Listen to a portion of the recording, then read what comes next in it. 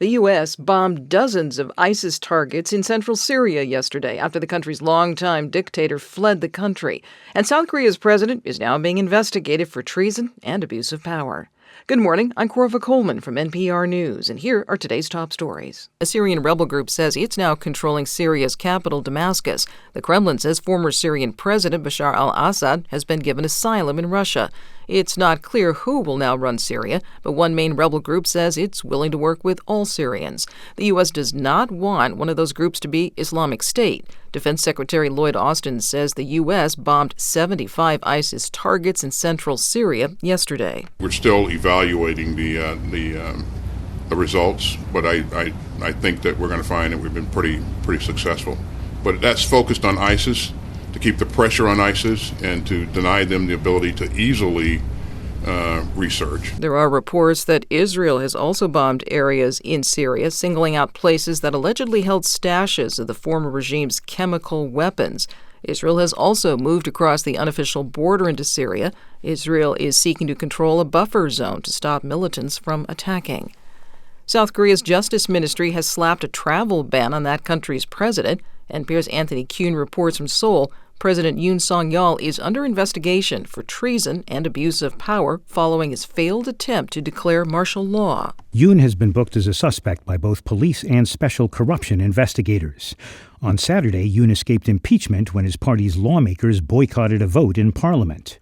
On Sunday, South Korea's prime minister and the head of the ruling party said that Yoon would resign at an unspecified date, and until then, they would take over running the government. The defense ministry seemed to contradict that, saying that Yoon is still commander-in-chief of the military. The opposition argues that command of the military must not be left to someone who just tried to stage an insurrection, and relieving Yoon of his presidential duties is the only legal option.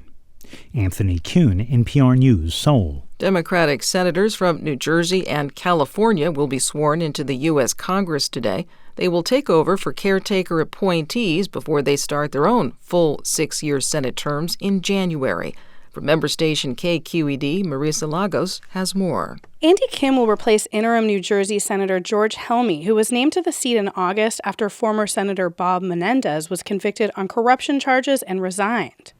Adam Schiff will take the reins from interim California Senator LaFonza Butler, who was appointed to the seat after Dianne Feinstein's death last year.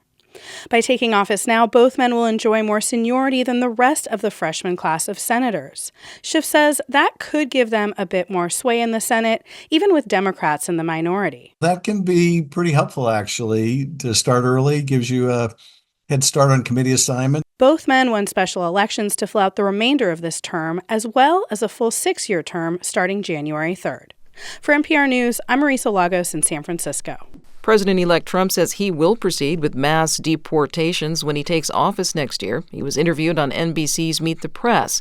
Trump says he would begin with convicted criminals, but could go beyond that. Trump also focused on tariffs. Economists say if Trump imposes large tariffs on goods and services coming into the U.S., this will drive up prices for consumers.